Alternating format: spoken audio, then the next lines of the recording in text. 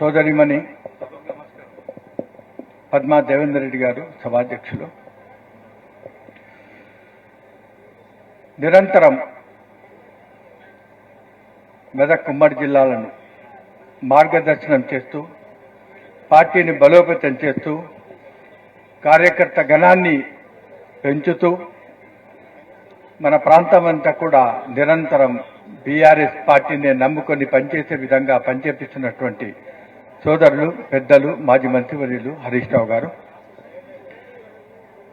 పెద్దలు, సోదరులు, నాకు ఆప్తమిత్రులు, మాజీ మంత్రివర్యులు నిరంజన్ రెడ్డి గారు,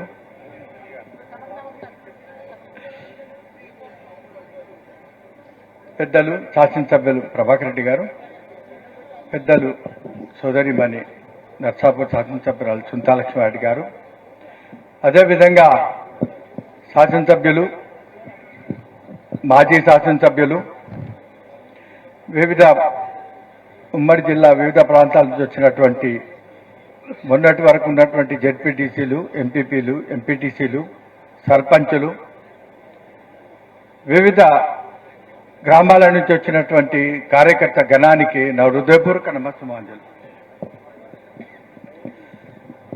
నిజంగా కూడా కాంగ్రెస్ ప్రభుత్వం వచ్చినప్పటి నుంచి మోసపిచ్చింది, మనల్ని మోసం చేసింది. గతంలో కేసీఆర్ గారు ఎక్కడ లేనటువంటిది, ఏ రాష్ట్రంలో లేనటువంటిది అభివృద్ధి సంక్షేమ కార్యక్రమాలను మన దగ్గరికి తీసుకొచ్చి రూపుదాల్చి మనం అనుభవించేటటువంటి పరిస్థితి నిర్మాణం చేస్తారు. దానికి అదనంగా మేము ఇస్తాం, అన్ని రంగాలలో కేసీఆర్ గారు చేసిన దానికి పెచ్చు మేము చేస్తాం అనేటటువంటి మోసపూరిత మాట్లాడడం వల్ల మనం అందరం కూడా మోసపోయినాం. మన ప్రజలు మోసపోయినారు. మోసపోయి ప్రభుత్వానికి అవకాశం ఇచ్చినాం.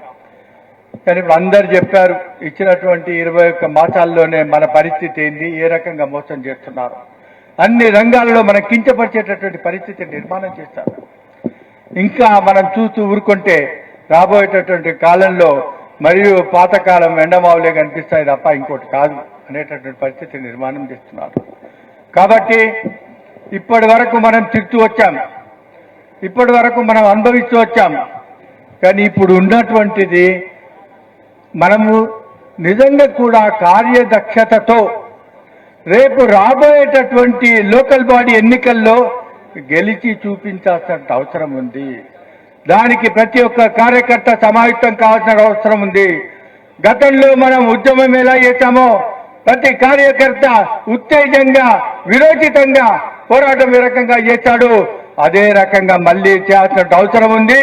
ప్రతి ఒక్కరి గదవ పట్టుకొని మళ్ళీ మనం ఓట్లు అడగాల్సిన అవసరం ఉంది.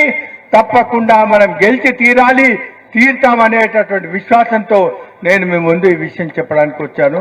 కృతజ్ఞతలు. థ్యాంక్ యూ అన్న. గౌరవనీయులు